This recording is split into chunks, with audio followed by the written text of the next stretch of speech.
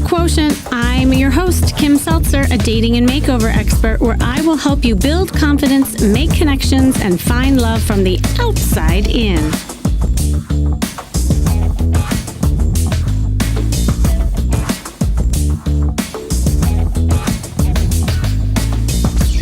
Do you even find yourself in a situation or a relationship that you know is bad for you, but you stay in it anyway? Or maybe you don't even realize that you are doing it.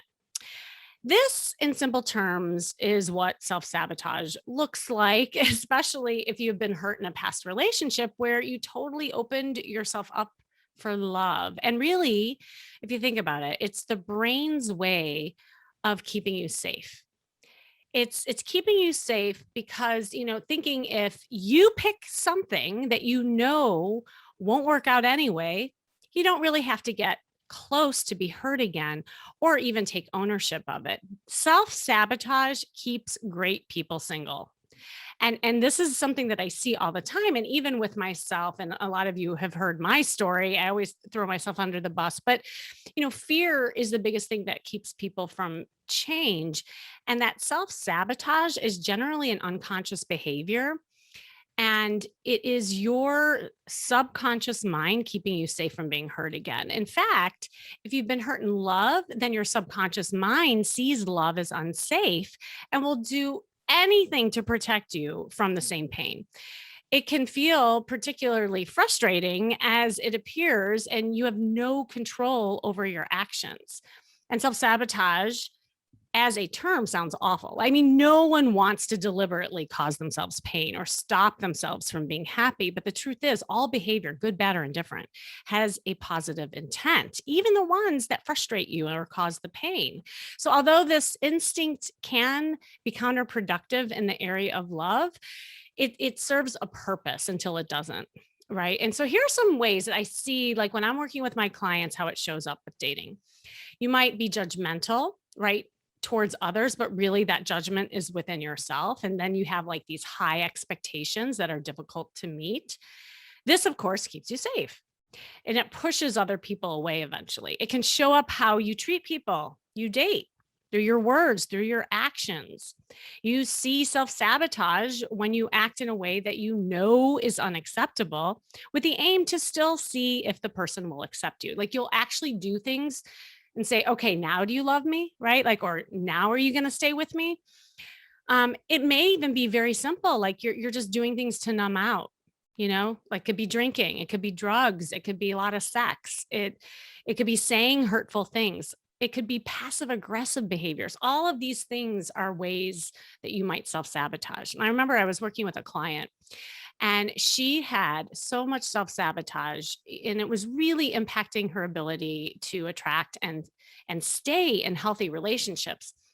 And when I began working with her, she was trying to wean off this guy that she was dating. He was extremely toxic for her. He was a little bit critical, abusive.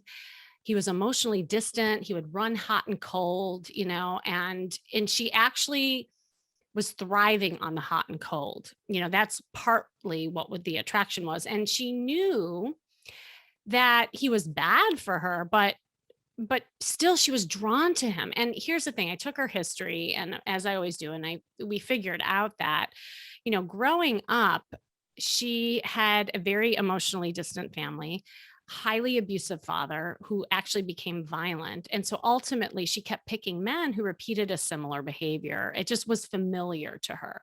Right. And she didn't realize that this was actually keeping her safe, because if she really allowed herself to get close to a healthy situation, it scared her more than what she knew already.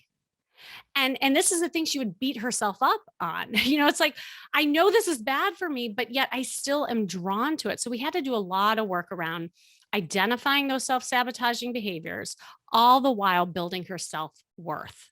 And it had to come from within. I mean, learning how to make emotional connections, expressing her feelings, being okay, being vulnerable, and seeing who showed up for her was crucial for the process. And then she started doing it. She started experiencing healthy relationships and dating, but she didn't trust it. She's like, this guy's too good. Like she was waiting for the ball to drop, and it took a while for that reprogramming to occur. What's crazy about it is if you're a self-sabotager, that's often when you get attracted to sabotageurs. Like it almost like works hand in hand. And with me today, I have an amazing leader in helping people with sabotage. I cannot wait for this discussion. He's one of the world's most sought after communications and executive consultants. Over the last 15 years, he has helped leaders at some of the most influential companies in the world realize daring pursuits, from building college campuses to addressing global wealth disparities. But more than this, he is also a survivor of leadership sabotage. I love that. His bout with betrayal himself, theft, and deceit cost him nearly $700,000 and threatened his livelihood in an unthinkable way. His story of resilience is inspiring, and I'm sure he'll share more about it, and fuels his mission to help leaders unlock the next levels of their leadership. He's been seen all over the place. I mean, he's been on CNN, The Today Show, Fox News, and he's the author of an amazing book. It's called Sabotage, and he has helped create lasting impact for some of the world's most trusted brands like Apple, Apollo, JP Morgan, Chase, and a whole lot more. So welcome, Brandon Wilson. Are you there? Thank you so much for having me, Kim. This is going to be fun. Oh my gosh, I can't wait for this. I mean, what you do is so needed and amazing. And I do want to hear your story because I mean, I read a little bit about you, but we always are our own best teachers every single time. So it sounds like you have a story behind. So I want to hear it.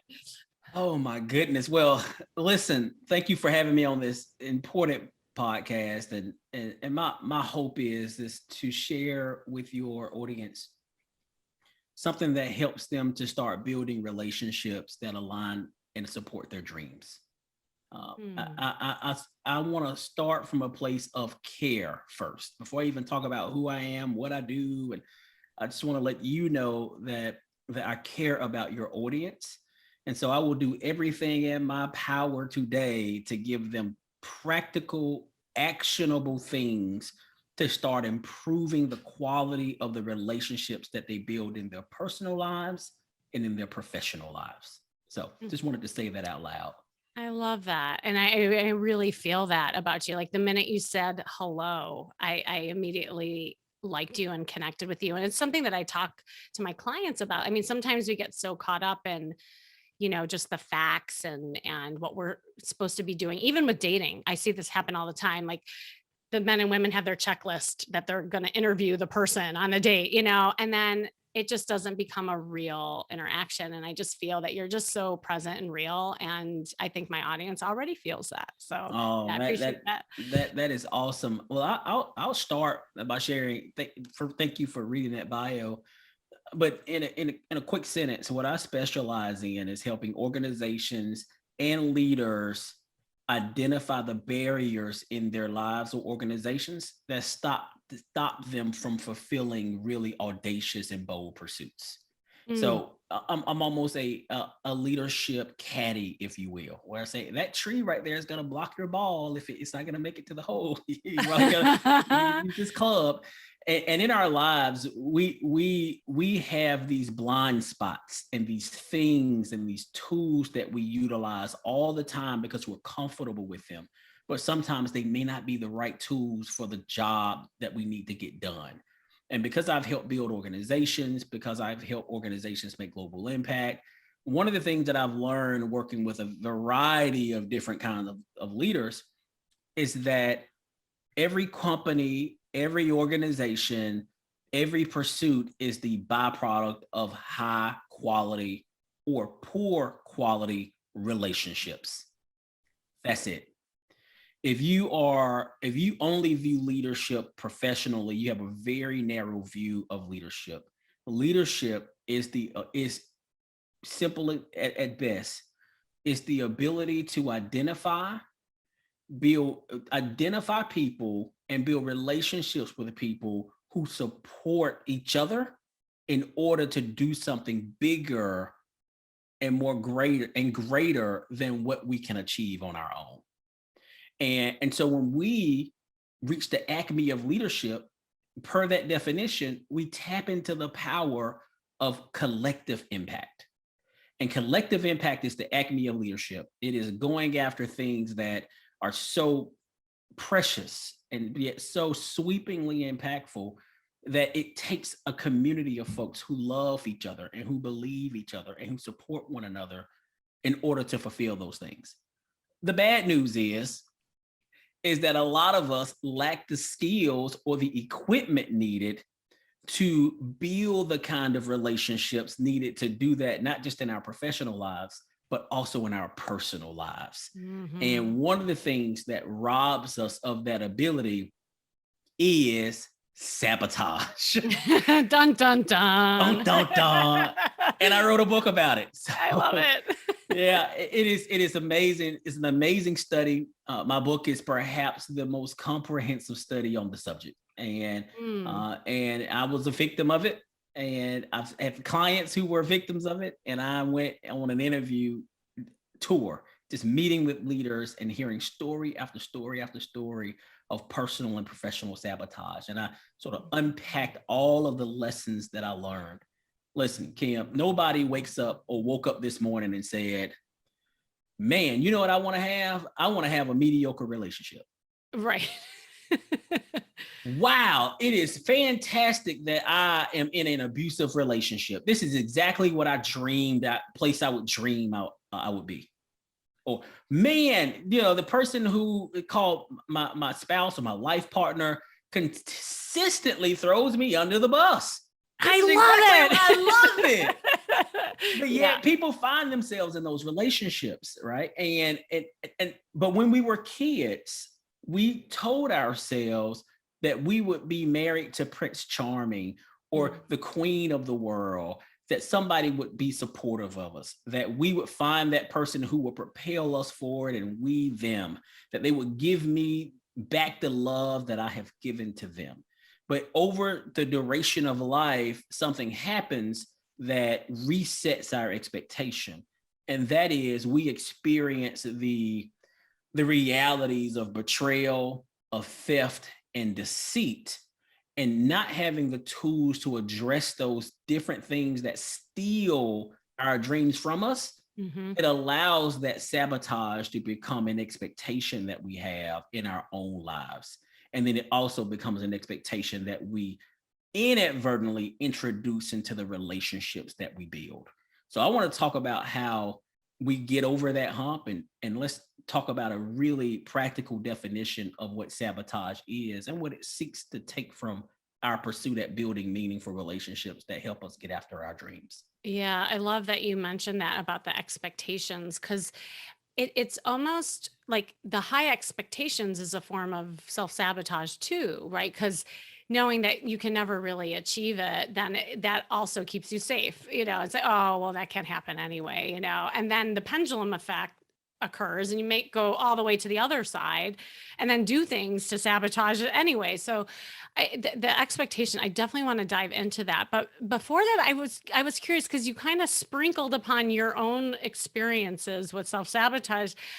Like, I don't know, again, where our own stories shape us. Like, were there significant things that happened to you along the way with self-sabotage that like really got you to that point where like, I need to do something?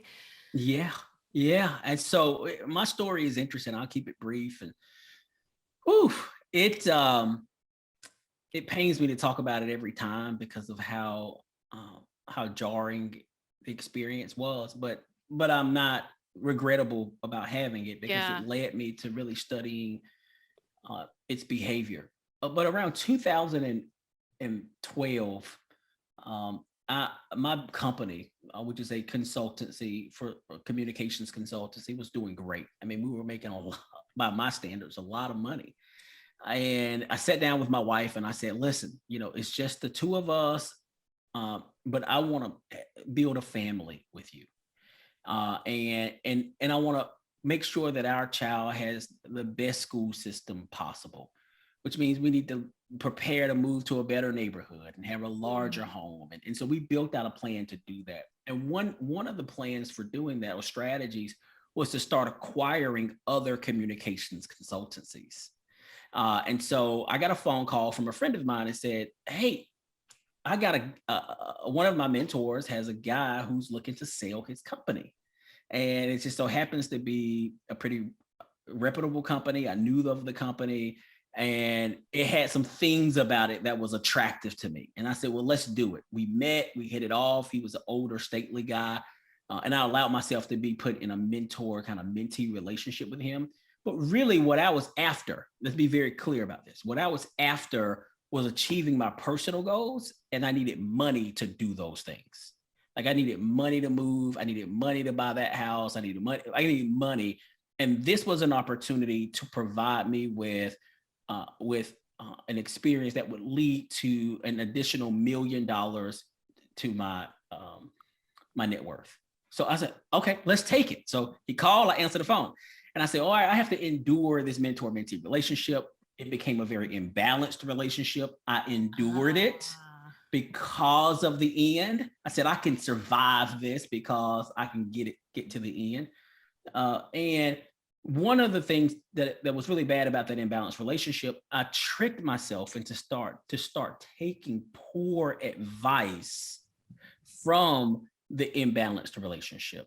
And now it started to do things that really impacted my life. And the bad advice is if you're going to buy this company, I don't want you to buy the debt. Why don't you buy the assets? And so just establish a third company with me. And this is the company you will buy. And start putting your monies into this third entity. It's called an asset sale. It's a real thing. But my legal counsel said it's not time to do this. It's premature. We're still doing due diligence.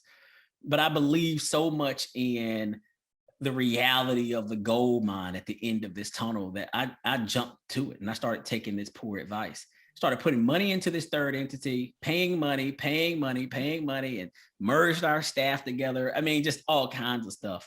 And about 2 years or a year and a half after I put a lot of money into doing the due diligence, I get a call from my attorney and I go to his office and he says, listen, that third entity doesn't exist. Where is your money going? Oh, it was a gut check. Oof. And it was a lot of money that I had put into this company that never was. We now it's time to separate. And then my saboteur revealed himself for who he really was, and that's a bully. And bullying is a type of saboteur, which I'll talk about before we close. Mm-hmm. And he refused to sign the separation papers. And I remember sitting in his office with him, and this is the last conversation we had face to face. And he said, "You're gonna keep giving me your money because it's my money," is what he said. And I told him I'm not. And he was a well-connected guy and a lot of political connections. And he said, well, if you choose not to give me any more of my money, I'm going to kill your wife. And what? He leans back in his chair and looks into the sky and he starts pointing in the air like, yeah, that's it. And he said, hey, and I'm going to tell you how I'm going to do it. And he leans up and he says, if you don't want to give me any more of your money, this is how I'm going to kill your wife. I am going to call the buddies that I have down at the police department. I'm going to get trumped up charges against you. And I know if they arrest you, you have the money to get out, because that's not what I'm at. Hey, you got my money. You can bail yourself out, he said, sort of half jokingly. He said, but what I want to do is get a mugshot of you so that I can circulate it all around town and blackball you from the business world. And it's going to do two things to your wife. It's going to embarrass her because her friends are going to know she's married to a crook. And the second thing it's going to do is going to rob your home and your dreams of the finances that you need in order to grow. And we're going to suffocate the life out of your personal relationship. Oh, my story. MG. Wow. I just felt like I listened to a movie. Like, I cannot believe that happened. Yeah, I fought back and survived and had the means to do it, the incredible legal support to do it. My staff, my team members were incredible. They stuck with me. Mm. throughout the separation and all of the threats and all of the everything that was happening. So my company stayed intact, my clients stayed with me, but most importantly, I chose a wife who supported my dreams, and she supported me through it all. And that's the foundation of getting up again and actually pursuing something else. And we are better for it. And we now have that house. We now have that school system. We now have that little baby. She's a 3-year-old Oh. jewel now. Her name is Kimmy. And my story is a testament to what you can achieve and realize once you understand that sabotage in the form of betrayal, theft, and deceit, or any other form is it's overcomable, and you can it doesn't have to stop you or limit you from actually reaching the dreams that you have for yourself. So use me as an example if there's ever any doubt that you can't get out of that abusive relationship and be okay on the other end. Oh my God. Yeah. And I want to comment too, you said something really interesting embedded in your story. You said at one point, I saw the signs, but I'm like, okay, I'm going to survive. I'm going to do this. Like, how many times, especially when you're used to being in like kind of sabotaging situations, do you stay in something? And I find that a lot of times there's this people pleasing thing that goes along with sabotage, that it's like, no, I want to make it okay. I'm going to make this work. I think it's partly why a lot of people stay in abusive relationships, because it also means that if anyone knows and this fails, that I failed, like it's like that fighting thing that you want. That really struck me. And I think that happens a lot too with dating and relationships. But the other thing that you said is that at the end you fought, like you saw that you deserve something better. And I think there's so many times that people fall victim and then they thrive on being the victim, Yeah, like I that, chose me. right? Like, I chose myself. yeah. And I didn't. Now it was easy. It's easy to choose the money, and it's easy to choose the business, and it's easy to choose the relationship, and it's easy to choose the politics, the political influence that you could gain. But what does it matter if you lose you?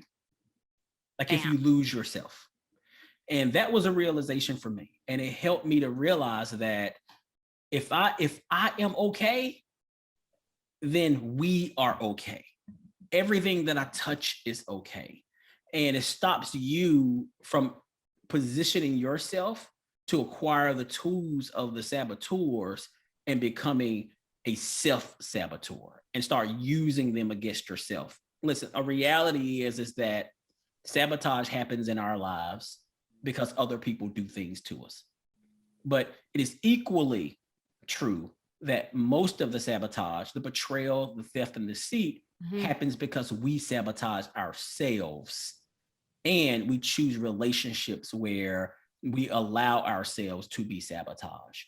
And there are 4 things that people can look for whenever they want to identify whether sabotage is in our lives or close to How our did you know? I was just going to ask that. lives. It is the synergy. Right? I love it. I was just about to say, and what are those signs, Yeah, Brandon? there are Okay. 4 things that if you are out looking for available to building relationships that support your dreams, to know that you are in a place where you are probably vulnerable to sabotage, there are 4 things to look for that you can physically see. So what I'm about to say next gives you the equipment. It's almost a superpower to see betrayal, theft, and deceit before it comes into Oh your my life. God. So I mean, I can hear everybody getting out their paper and pencil. I have my pen right now. Go. Yeah. So what I've learned in my study, and it's in the book, there we call these the 4 horsemen of sabotage, and not in any particular order. The first horseman is jealousy. If there is someone in your life or around your network or in a relationship with you, and you may be that person who says, why is it that Jane always get A, B, and C? Did you see Oh, what the neighbor did? They just bought a new car. they can't afford that. I can't, like Yes, yes. if that happens, what you're confronting is the horseman of jealousy. And jealousy is hatred disguised as anything but. It is I hate that this person is gaining things because a life is a fixed pie. If So wait, can I just say, so Please. AKA, just for my audience, why does she get the guy? She doesn't even look that great. Why, like, why is he getting all the women? Like, what does he got that I don't have? Like that kind of, Absolutely. okay. Absolutely. Or even worse, why do you think you're so hot? Nobody else wants you. Think about it. And I'm in a Mm. relationship with you. And I say that, right? And what I'm doing is creating an environment where there is a zero sum game for you, that you try to get you not to leave because that's one less person who will accept me. So I'm gonna sabotage you. If that person gets the girl in the party, then there's less women for him to have. Or if that person gets, so it's a fixed pie mentality. And jealousy is the most misunderstood of the four horsemen, because Mm. we think we know it, but there are actually levels to jealousy. And if we don't address it at its root, and then it becomes covetousness, which these activities uh, that gives action to those words. Where I give you two Mhm. examples. One example is uh, a person in your circle saying to you, because they're jealous, you don't need to pursue that new opportunity or that new job or go to that place or go out to go get a better guy. You don't need to do that. Mm. And if it's not addressed, it escalates to covetousness, where now I literally start hiding events from you, places for you to be to meet new guys. Like I start physically cold, and at the end of the day, that saboteur will wake up and literally go out and do that thing that they're telling you not to do. Oh yeah. Oh, I so know. And Yeah, this relates, by the way. I love that you mentioned that, because I always say, if you don't have a good set of wing gals or wing guys, I mean, just because they're single doesn't mean that they're good for you either, that's right. like, and because they could actually sabotage your singleness. Absolutely. And Yeah. and part of this, the role of saboteurs, one way is in the book, is to become a trusted advisor to you, and Mm-hmm. almost a gatekeeper of opportunities to you, because do you think I need to wear this? Do you think I need it? And that is a position that a lot of saboteurs want to be in, so Uh-huh. that they can seek to limit you. But the other horseman is arrogance. Arrogance is another horseman, and that needs no introduction. It introduces itself. It is a a a force that's driven by ambition, to the point that it has a lack of regard and self-awareness for how their activities impact those around them. Like, it's all about getting to that next level, getting to that next thing, getting to the next conquest. And if you find yourself in a position with someone who is arrogant, you will know it, because they receive any criticism as a personal affront, as a AKA personal. narcissists. Yeah, you got it. I'm just saying. I'm just saying. I know, like, Eh, you say it, I diagnose it. Okay, go That's on. That's it. So awesome. they're Yeah. very narcissistic. The other horseman is lying.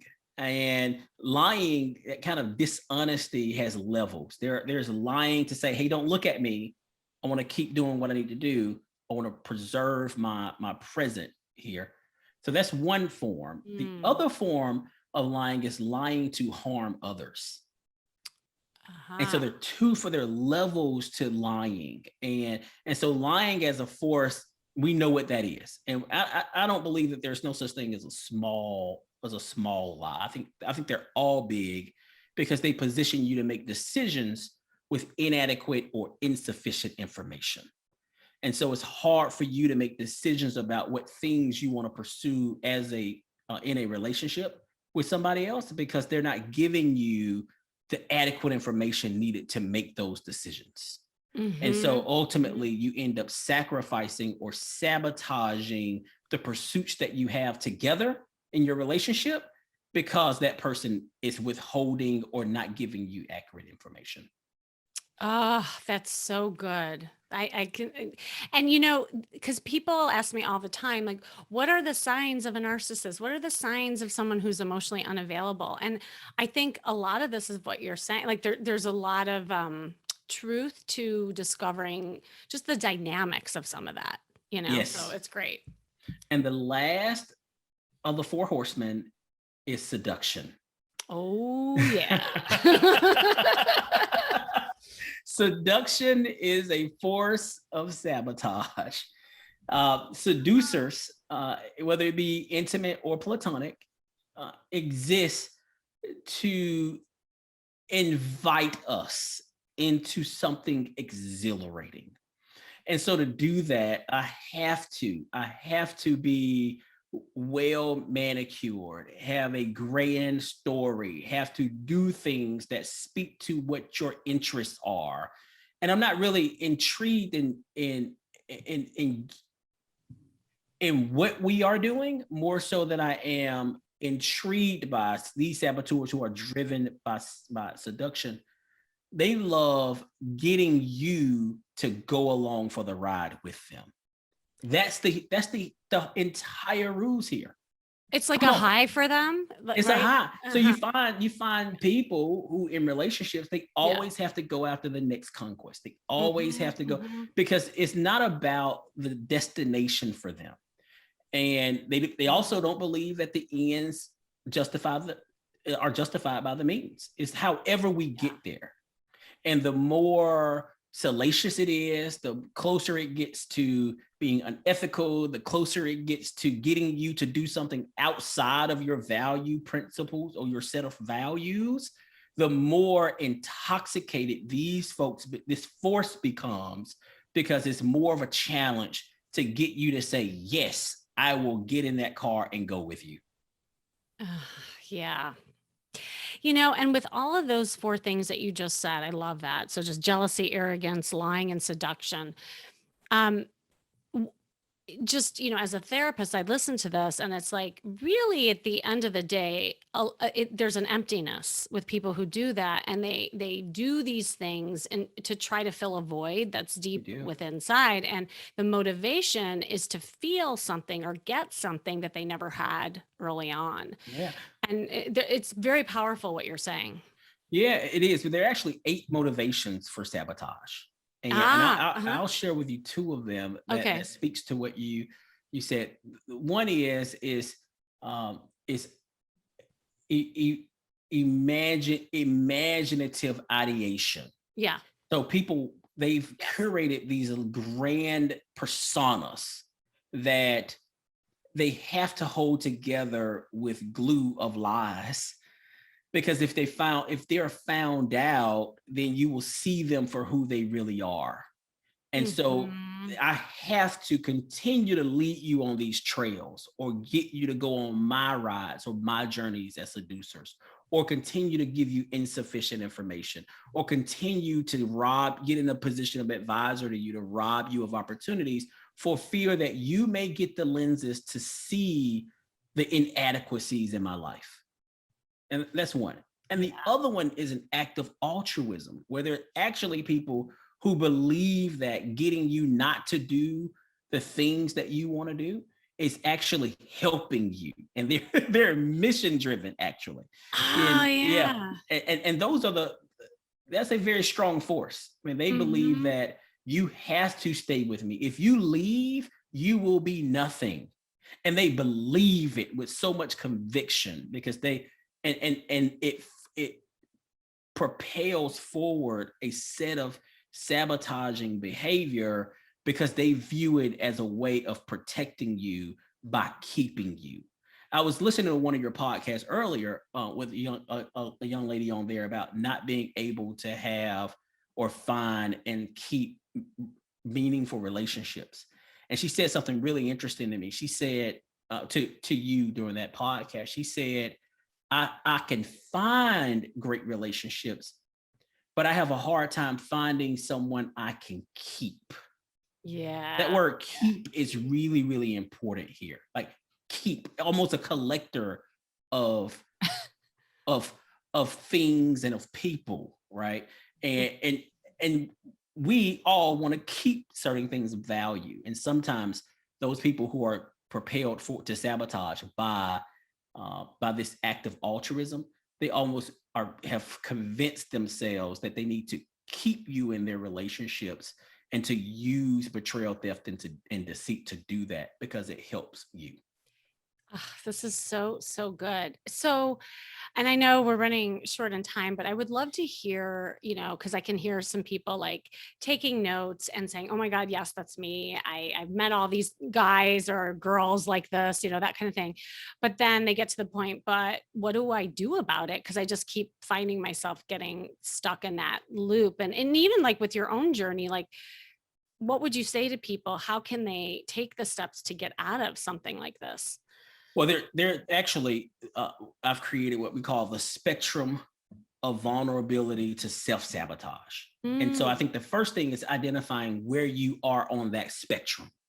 Like what is ah, it that is leading you to choose relationships or to remain in relationships with others or yourself that lead to you sacrificing or sabotaging the dream life you had as a child? And there are a couple of things. One mhm. is self-doubt. Why is it that you don't believe in your own efficacy? And and it's important to understand what lived experiences have you had, what relationship did you have with authority figures as a child that leads you to not believing that you can do alone? I want to be in a relationship not with someone who needs me, but with someone who wants me. Bam. Yes. But I have to first want myself. Yeah. And that's not easy. And that's not easy. And so Right. believing in your abilities is that start. When you go along that spectrum, sometimes you may encounter a fear of success. Yeah. So we'll stay where we are and we'll try to hold on to the ever fleeting present because we're fearful of the unknown that comes with success. And we're fearful of the responsibilities that come with greater. So if I married someone else who's equally as powerful and influential as I am, we now can do twice as much as I could do for myself. But I'm scared of that place. So I have to Mhm. hold one of the parties back to keep us where we were when we first met. Yeah. Think about that. That's a we need, if we could find out what is making you fearful of that success, then we could diagnose it. And then the third is complacency keeping us from achieving our best lives. Mhm. And complacency is is a sitting in now, not pursuing greater or better for our lives, because in order to get to that place where we can achieve greater and better and have our best lives, it takes us to a place where we don't understand what's required to be successful in that world. And so we end up being complacent. But I want to define complacent as in a separate way of just being where you are. Complacency is defined as an over index self satisfaction. Hmm. So we are self satisfied. We become satisfied with who we are and what we have right now, that we sacrifice everything else. And if you want to come in my life and get me to move to something else, I have to trip you up because I want to stay satisfied to where I am right now. And so the first thing to do is to figure out where you are on that spectrum and then diagnose it. And then the way to avoid or minimize self sabotage from your life is to curate a positive self identity, to start seeing yourself as a winner and as a finisher and as somebody who honors their commitments. And then in closing, this is really important. It is important to note that, Kim, of all the people you help, the one thing that's going to keep them going forward and continuing to practice what you share with them and building meaningful relationships is understanding that disappointment is a real thing, that you're going to be disappointed. And what disappointment is, and this is the last sort of few pages in my book, disappointment translates from a Latin perspective to ill-appointed expectations. Mm-hmm. And so the cure to reducing disappointment in your life is identifying the things we are allowing to appoint or to assign our expectations. And then getting our expectations out of those banks and putting them in our own control. And there are three things that assign our expectations often. One is the lives of others. We look at what others do and say, they're happy in their relationship. That's what I need to be doing. No, that's what they do for their relationship. Yeah. Doing that ultimately leads to disappointment. The second one is making decisions based on fantasy and imagination. And this is these are the folks who find themselves being consummate victims of catfish, because they feel in the ideations they fill in the vacuums, of why the car keeps breaking down when we're about to get together with fantasy and imagination. Or they tell themselves that this is the last time that she will abuse me or that he will hit me. And tomorrow he's going to be Prince Charming and she's going to be the perfect person. Like those are imagination. And we'll allow ourselves to continue to be disappointed by sitting in that fantasy and that imagination. And then the third is inadequate information. We make decisions about life partners, about personal or intimate partners, without allowing ourselves a chance to get sufficient or adequate information to make decisions about the spouses or the people we choose. Okay, I gotta highlight that one. You listening to this, do you hear what he just said? And the reason why I'm punching that last one out is because it relates to people's vetting process. And I see this happen all the time on Bumble and Tinder and all the dating apps is what you just said. They'll take one little thing and they'll make a hypothesis. Oh, there he is again, or there she is again. Oh no, I'm not touching. Like this is so leads important. To disappointment. Yes. It leads to disappointment. Yes. And look, and you're not alone. 98% of the people in the world are living lives that's less than their dream life. And the 2% have figured it out. And so this hopefully helps your audience member move closer to joining that 2%. Oh, this helps so much. And you have to make sure you get his book. Like this is fantastic stuff. And one last thing I'll say about what you just said too. I think like dealing with disappointment isn't there like a resiliency that comes from that too, right? Like, because if you learn to experience disappointment over and over and over again, that's when you start saying, but that all doesn't matter because I have myself. That's right. And it's not anything but that. Absolutely. And as long as you know that that disappointment is a reality that will happen inevitably, then you allow yourself not to be a victim of disappointment, but a student within it. Student, yes, I love that. Within it, and so you will never be disappointed again as long as you know that every time you have a chance to make a decision about the relationships you are building, that is also an opportunity for you to learn how to become a better version of yourself as you pursue the best version of your life. I was going to ask you for the last words of wisdom, but you just said it. like, bam. I mean, you've had many gold nuggets here today, but I'd love for you to share with everyone. How can they find you? How can they get, your book and all of that stuff? BrandonWilson.co. BrandonWilson.co is how you can learn about the book. You can click buy now. It'll take you to Amazon. There's an audio book. There's an ebook. There's a paperback version. But at BrandonWilson.co, you can also do something else. You can also get time on my calendar, 30 minutes, no strings attached, just to call me and to share with me some of the barriers or obstacles that are in your life that's stopping you from doing bold and audacious things. And one of those things may be building relationships. And I will share with you the benefit of my nearly 20 years of experience and my study of betrayal, theft, and deceit to be your caddy for unlocking that dream life. So awesome. Thank you so much for coming on and sharing all your wisdom. And I mean, I could go on and on with you. So this is great. And we'll probably have you back on again because there's so much more to unpack too, but definitely pick up his book. Thank you. Thank you so much for having me, Kim. It's been a joy. And thanks for joining me today, you listening. This has been the Charisma Quotient. I'm your host, of course, Kimmy Seltzer. And remember, you can build confidence, make connections, and find love from the outside in. And make sure you go to my site, kimmyseltzer.com. And if you want to stop self-sabotaging, I can't even say that, it's too many S's, self-sabotaging behaviors and attract a healthy love, sign up first with Brandon, then hop over and do a call with me. And then you got a 1-2 punch. You'll get lots of juicy tips and I will help you kind of just build out a roadmap and a love plan that can build out your own dating network and love life. So remember, it starts with you, and working on you is working on your dating life. That's all for now.